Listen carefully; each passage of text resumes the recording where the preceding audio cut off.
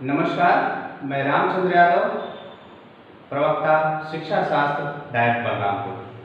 साथियों, पिछले लेक्चर्स में हमने वैदिक कालीन शिक्षा की विशेषताओं की चर्चा की थी। आज हम सारी विशेषताओं की चर्चा हमने पूर्ण कर ली है। आज हम निष्कर्ष के रूप में कुछ चीज़ें बची हुई हैं, उसकी चर्चा आज हम करेंगे, जिसमें सबसे पहले हम देखते हैं कि जो वैदिक कालीन शिक्षा की विशेषताएं हैं उसकी वर्तमान शिक्षा प्रणाली में क्या उपादेयता है, अर्थात वैदिक कालीन शिक्षा से वर्तमान शिक्षा प्रणाली में हम क्या उसके कौन कौन सी विशेषताओं को हम लागू करके उनसे लाभान्वित हो सकते हैं। तो इस तरह से हम देखते हैं कि जो वैदिक काल की कुछ विशेषताएं हैं उनको कैसे हम वर्तमान शिक्षा व्यवस्था में लागू करके उनसे लाभ उठा पाएंगे या उठा सकते हैं। तो सबसे पहले हम देखते हैं वैदिक कालीन शिक्षा की जो एक प्रमुख विशेषता थी, आदर्शवादिता। अर्थात वैदिक काल में जो विभिन्न विचार थे उनको ज्यादा महत्व दिया जाता था। अध्यापक जो था अपने को शिक्षकों को छात्रों के समक्ष एक आदर्श के रूप में प्रस्तुत करता था। अर्थात वह अपने रहन सहन विचार आदि के द्वारा छात्रों को इस तरह से प्रभावित करता था, एक आदर्श रूप में प्रस्तुत होता था जिसका अनुकरण करके छात्र बेहतर जीवन व्यतीत कर सकते थे। अर्थात उन सारी विशेषताओं को आज वर्तमान में भी हम लागू करके उसी आदर्शवादिता को लागू करके निश्चित तौर से लाभान्वित हो सकते हैं। आज जो वर्तमान शिक्षा में तमाम तरह के दोष देखे जा रहे हैं, गुरु शिष्य के बीच जो संबंध हैं वह काफी दूरी बनाए हुए हैं, तो उन सब विचारों को लागू करके उसी आदर्शवादिता को लागू करके निश्चित तौर से वर्तमान जो शिक्षा प्रणाली है उसको और बेहतर बनाया जा सकता है। अगली जो है स्वानुशासन, सेल्फ डिसिप्लिन। वैदिक काल में हम देखते हैं कि जो जीवन था, छात्र जीवन और गुरु का जीवन, वह काफी अनुशासित था। गुरुकुल में जो छात्र होता था वह उनके कठोर नियमों का पालन करते करते वह स्वयं से इतना अनुशासित हो जाता था कि उसे कहीं पर टोकना नहीं पड़ता था कि तुम इस तरह से काम कर रहे हो, तुम्हें ऐसा नहीं करना चाहिए। अर्थात छात्र अपने को स्व अनुशासित रखते हुए अपना विद्या अध्ययन करता था और वही स्व अनुशासन उसको समाज में आकर के अपना सांसारिक जीवन में भी काफी मदद करता था। तो ये जो स्व अनुशासन का पाठ है वो वैदिक काल से हम ग्रहण करके वर्तमान शिक्षा प्रणाली में लागू करके निश्चित तौर से उससे अधिक लाभान्वित हो सकते हैं।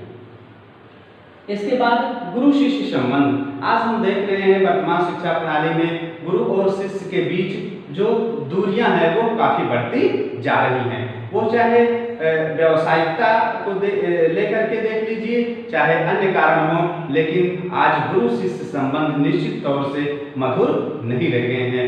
लेकिन उस समय वैदिक काल में हमने देखा था कि गुरु शिष्य संबंध एकदम पिता पुत्र के जैसे हुआ करते थे। उसके पीछे कारण ये था कि जो गुरु हुआ करता था बालक की अपने पुत्र के समान देखभाल किया करता था, उसके लिए खाने की व्यवस्था करता था, कपड़े की व्यवस्था करता था और उसके स्वास्थ्य की रक्षा करता था। तो इस तरह से हम देखते हैं कि अगर वैदिक काल की गुरु शिष्य परंपरा को वर्तमान शिक्षा प्रणाली में लागू कर दिया जाए तो निश्चित तौर से अनुशासनहीनता की जो समस्याएं हैं निश्चित तौर से उससे हम निदान पा सकते हैं। तो इस तरह से जो गुरु शिष्य संबंध परंपरा है वैदिक काल की वर्तमान शिक्षा प्रणाली में लागू करके निश्चित तौर से हम वर्तमान शिक्षा प्रणाली को बेहतर बना सकते हैं। अगली जो विशेषता थी, शिक्षा के लिए शांत माहौल। निश्चित तौर से पठन पाठन अध्ययन के लिए शांत माहौल का होना आवश्यक है। अगर किसी तरह से कोई डिस्टरबेंस न हो तो निश्चित तौर से बालक शांत माहौल में रहते हुए बेहतर से बेहतर शिक्षा ग्रहण कर सकता है। उस समय हम देखते हैं कि जो गुरुकुल हुआ करता था वह नदियों के किनारे, जंगलों में, शहर के कोलाहल से दूर हुआ करते थे, शांत माहौल में हुआ करते थे, जहाँ पर छात्र मन लगाकर अध्ययन का काम किया करते थे। तो कोई भी विद्यालय एक शांत माहौल में होना चाहिए ताकि वह शांत माहौल में रह करके कंसंट्रेट होकर के, एकाग्रचित होकर के शिक्षा को ग्रहण कर सके। अगर हम देखते हैं शिक्षा व्यवस्था, देखते हैं कि जो शिक्षा व्यवस्था थी वह वर्ण आधारित थी, और ये भी देखते हैं कि शिक्षा जो थी वह छात्रों की योग्यता के अनुसार निर्धारित थी। अर्थात महाप्रज्ञ, मध्यम प्रज्ञ, अल्प प्रज्ञ में छात्रों की कैटेगरी निर्धारित थी, अर्थात छात्रों का सीखने के आधार पर स्तर बटा हुआ था। तो उसी तरह आज भी हम देखते हैं वर्तमान शिक्षा में कि छात्रों का उनकी मानसिक योग्यता, रुचि, रुझान, क्षमता के अनुसार उनका विभाजन कर देना चाहिए, और यह व्यवस्था लागू करके निश्चित तौर से वर्तमान में उसका लाभ उठाया जा सकता है।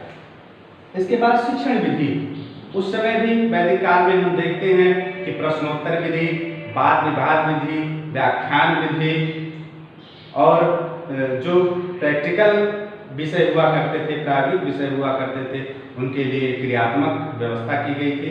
तो इन सब सारी शिक्षण विधियों का प्रयोग करके वर्तमान शिक्षा प्रणाली को हम आज बेहतर बना सकते हैं। उसके बाद देखते हैं कि छात्र व अध्यापकों का सरल जीवन। छात्र व अध्यापकों का वैदिक काल में बहुत ही सरल जीवन हुआ करता था। वो किसी दिखावे में विश्वास नहीं करते थे और अपना एक वास्तविक प्राकृतिक जीवन जिया करते थे। वर्तमान में इन सारी व्यवस्थाओं को लागू करके, यानी कि सादा जीवन, उच्च विचार का अनुसरण करते हुए हम निश्चित तौर से वर्तमान शिक्षा प्रणाली में उसका लाभ उठा सकते हैं, और जो हमारा उद्देश्य है व्यक्ति का, व्यक्तित्व का सर्वांगीण विकास करना, उस लक्ष्य को निश्चित तौर से प्राप्त कर सकते हैं। इसके बाद है अध्ययन विषय। हम देखते हैं कि जो वैदिक काल में पाठ्यचर्या थी वह दो भागों में बटी हुई थी, पराविद्या और अपरा विद्या के अंतर्गत। तो पराविद्या में हम देखते हैं कि जो विषय थे वो आध्यात्मिक विषय हुआ करते थे, जिससे बालक की विभिन्न क्षमताओं का, जैसे तर्क, चिंतन, कल्पना शक्ति आदि का विकास हुआ करता था। और दूसरी जो विद्या हुआ करती थी अपरा विद्या, उसके अंतर्गत विभिन्न व्यावसायिक विषय या सांसारिक विषय हुआ करते थे, जिनका अध्ययन करके छात्र अपने सांसारिक जीवन को सुखमय बनाने में सक्षम हो पाता था। तो उन विषयों को वर्तमान में भी लागू करके हम बालक का सर्वांगीण विकास कर सकते हैं।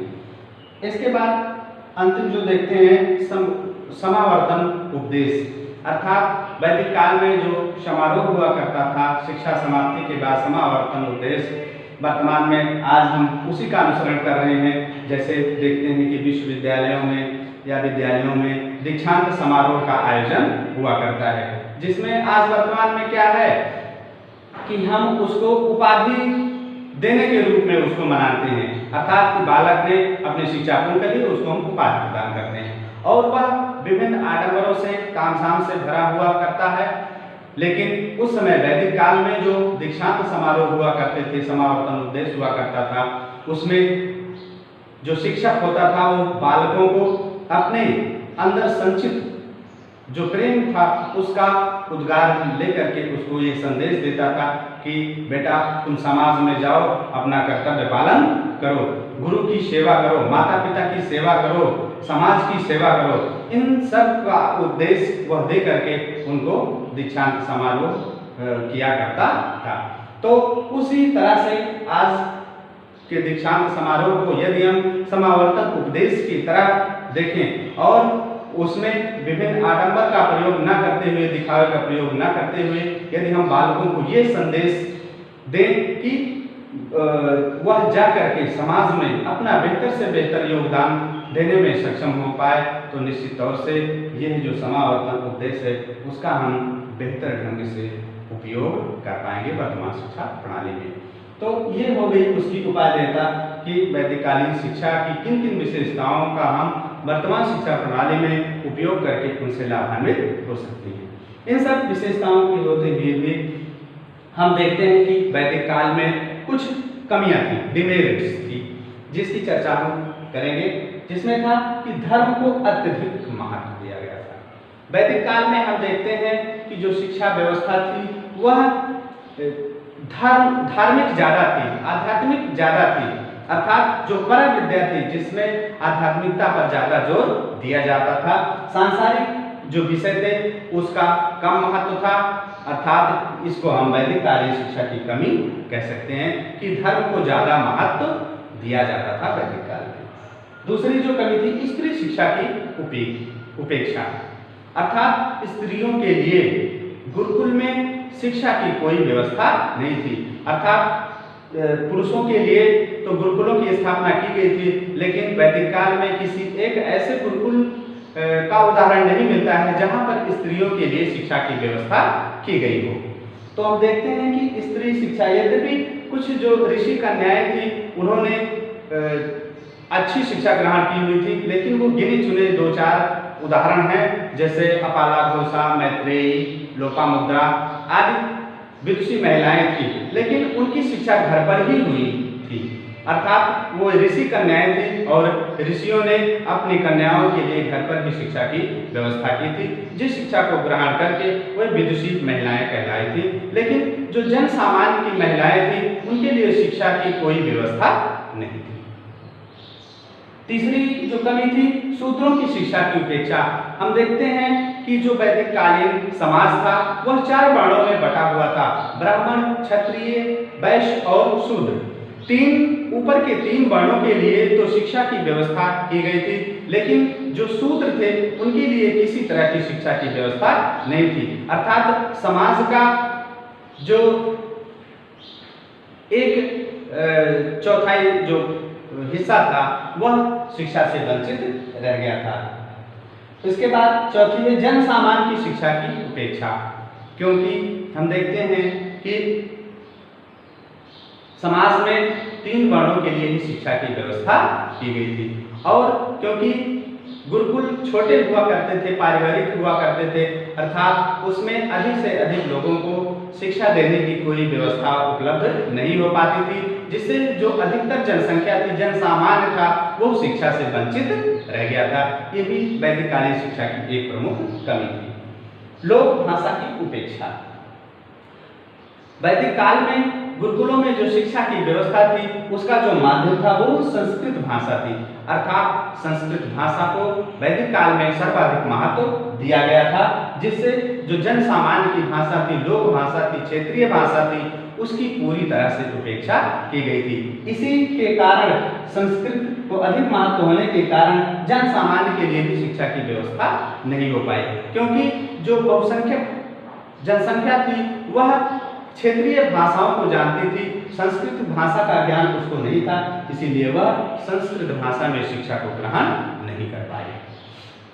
विचार स्वातंत्र का अभाव। वैदिक काल में हम देखते हैं कि गुरु जो पाठ पढ़ाता था छात्र उसी को रट करके सुनाता था, अर्थात जितना गुरु बता दिया करता था केवल उसी को छात्र को कंठस्थ कर लेना होता था। उसे उन विषयों पर अपने विचार व्यक्त करने का कोई अधिकार नहीं था, अर्थात गुरु के द्वारा जितना ज्ञान छात्र को दिया जाता था वह केवल उतना ही ज्ञान ग्रहण कर लेता था, अर्थात उसको उस विषय पर अपने विचार व्यक्त करने की कोई स्वतंत्रता नहीं हुआ करती थी। सांसारिक जीवन की उपेक्षा।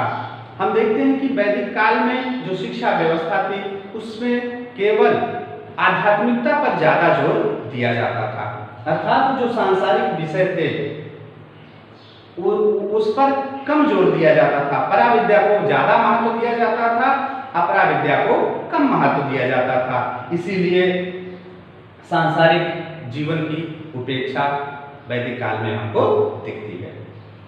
शारीरिक श्रम के प्रति है दृष्टि, क्योंकि पूजा पाठ, हवन, यज्ञ, कर्मकांड इन सब पर वैदिक काल में ज्यादा जोर दिया जाता था, और जो शारीरिक श्रम होता था, मेहनत का कार्य हुआ करता था, इसको कम महत्व था।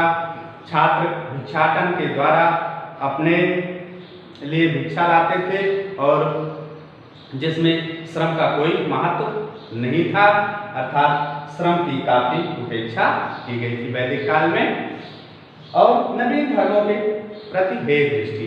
वैदिक काल में वैदिक धर्म को ही ज्यादा महत्व दिया गया, जिन नए धर्मों का उदय हो रहा था तत्कालीन समाज में उनके प्रति वैदिक धर्म भेदभाव रखता था, भेद दृष्टि से उनको देखता था।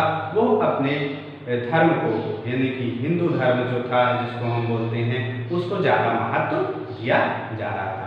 तो इस तरह से हम देखते हैं कि वैदिक कालीन शिक्षा की प्रमुख विशेषताएं क्या थी, वर्तमान शिक्षा प्रणाली में उसकी उपादेयता क्या रही, वैदिक कालीन शिक्षा में क्या क्या कमियां थी, इन सब पर हमने विस्तृत चर्चा कर ली। और ये टॉपिक भी अब आज यहीं पर समाप्त करते हैं। अब अगले लेक्चर्स में हम किसी अन्य विषय पर चर्चा करेंगे। नमस्कार।